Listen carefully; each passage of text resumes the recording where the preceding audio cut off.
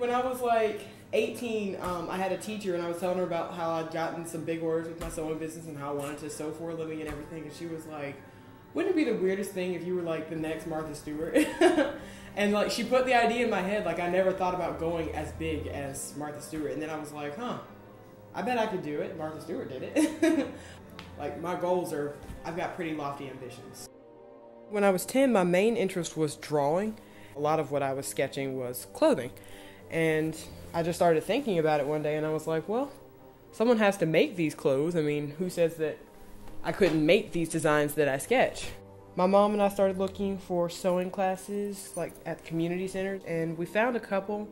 And like one, the teacher took the money and like never came back for the class, so she just ran off with the money. And then another one, the teacher came to like the first 2 classes and then she ended up canceling the rest of the classes. I went to the library and checked out every book they had on sewing, and I went to the store and just bought a bunch of sewing patterns and just started practicing. My mom loves to cook, and I knew she would wear all of my little practice aprons that I made. Even when I was making aprons that looked terrible, she would always put them on and just wear them like they were the best thing in the world. I started getting better at sewing, and the aprons I was making her were actually looking pretty good. She would take pictures of them and put them online, and first I was just getting a few orders, and then her friends' were ordering from me, and pretty soon I was getting a pretty decent amount of orders. And I was like, wow, I could actually like make money at this.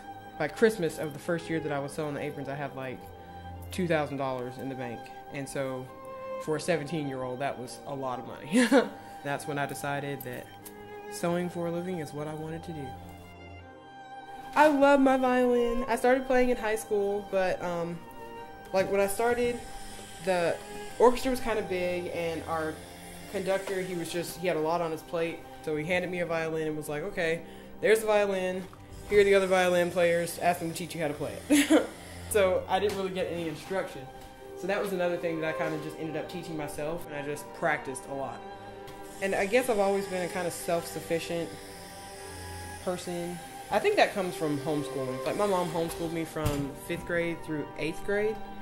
And so you're teaching yourself. We were always like around other kids, luckily. Like we weren't just locked up in our house with just our mom to socialize with. And so I think that's how I turned out not crazy like other homeschool kids are.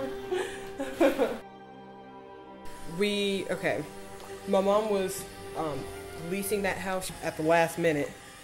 The owner of the house was like, oh, we're gonna move back in, so you have 30 days to move out. Like a friend of hers told her about a house that was available. There was something wrong with the running water, and there was no heat, and we were taking a bath with like jugs of water from the gas station. One night, this crazy lady starts banging on the front door. This lady's like, I'm the owner of this house, who are you?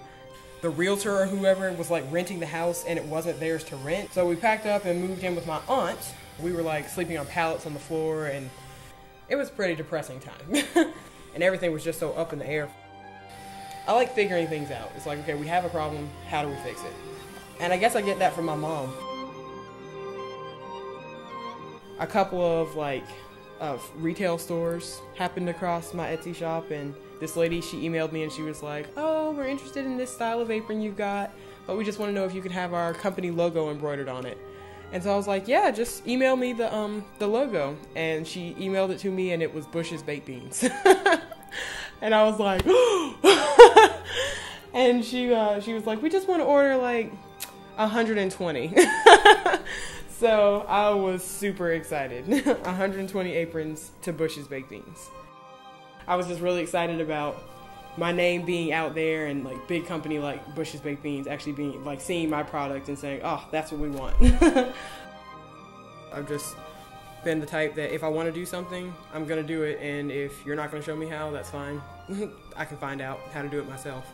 There's no reason to have an excuse for anything. You can always make it happen if you want it to happen. My name is Danielle Mathis, and I am a seamstress / fashion designer.